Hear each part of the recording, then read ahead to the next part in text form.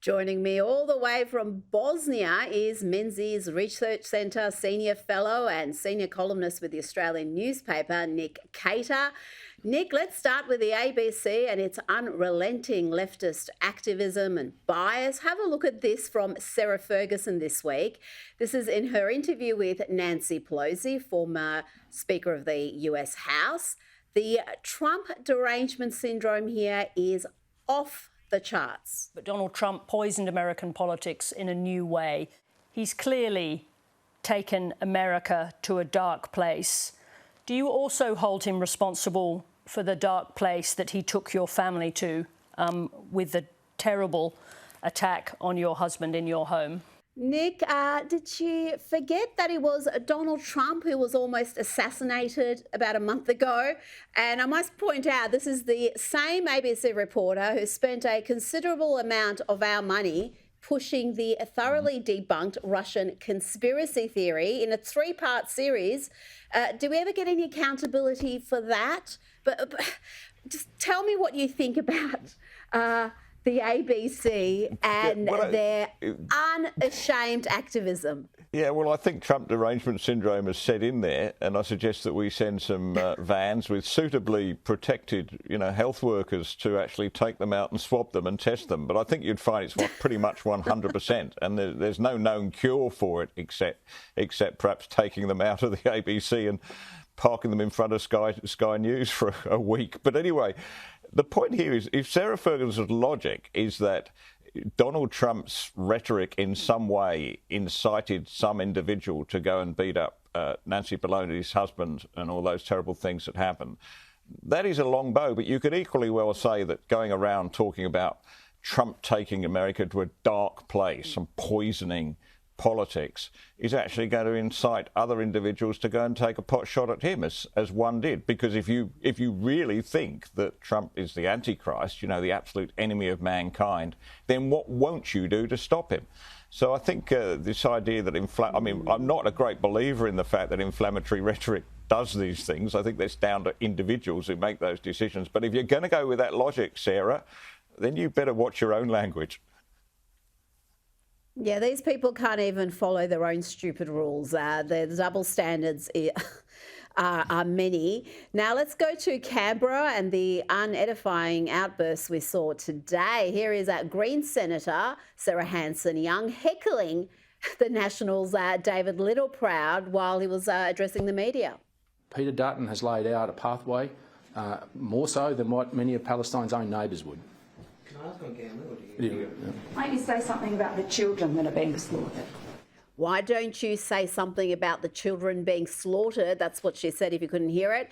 And in the lower house, we had Till MP, Zali Steggall, independent Till, whatever she is. She called the opposition leader racist. I would like to share is the human story, the real story about some of the people we're talking about, the lives they're talking. And I would ask you to be silent. I have the floor. Order. We heard Order. you in silence. You can hear me in silence. Order. Stop being racist. Leader of the opposition. Order. Well, it was an offensive and unparliamentary remark, and it should be withdrawn. Is a description of language being racist an unparliamentary remark? Nick, how do you see the conduct of Steggall and Hanson-Young? Look, this may be a wild theory, Rita, but I wonder if actually Steggall and Hanson-Young in some strange way are actually on the Peter Dutton team campaigning to get him elected, because you couldn't buy this sort of publicity, really, if you're Peter Dutton. Ordinary, working, decent people out there, Australians, patriotic Australians, are right on board with Peter Dutton. There are no votes in what Anthony Albanese is proposing, which is basically open doors for Palestinians. People want their borders protected.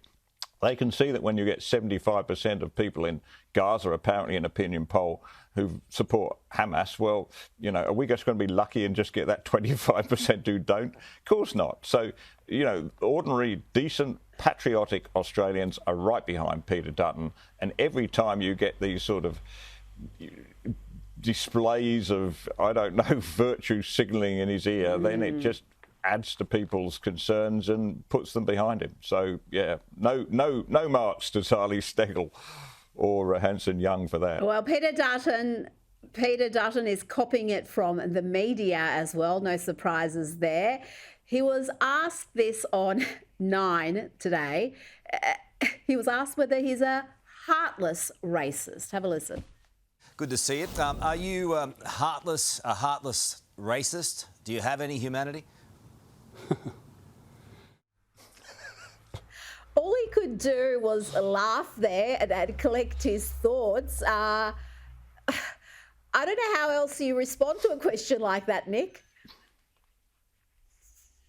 No, I mean, you put that question to me. Do you have any humanity? I don't quite know if I'd know what to say. What? Look, it is ridiculous. But it's like all these things, Rita. You know, if we were to have a referendum on this tomorrow, had a referendum theoretically, should we let in Gazan refugees or people who claim they're refugees without being able to check their bona fides, the result would be an emphatic no. It would make the Voice referendum look tiny.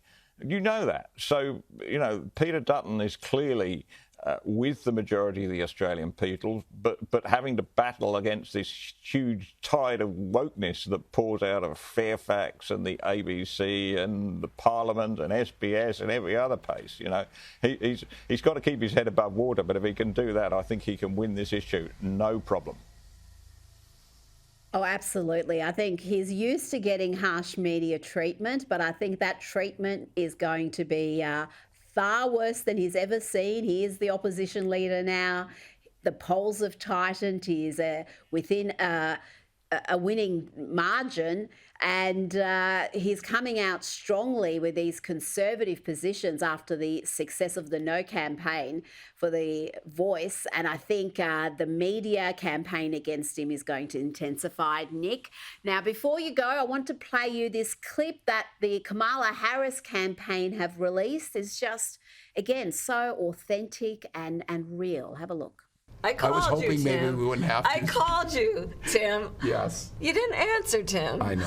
What happened? The most important call of my life. It popped up, and we didn't recognize the caller ID, and it went to voicemail. Hi, this is Tim. I'm not able to answer. There you go.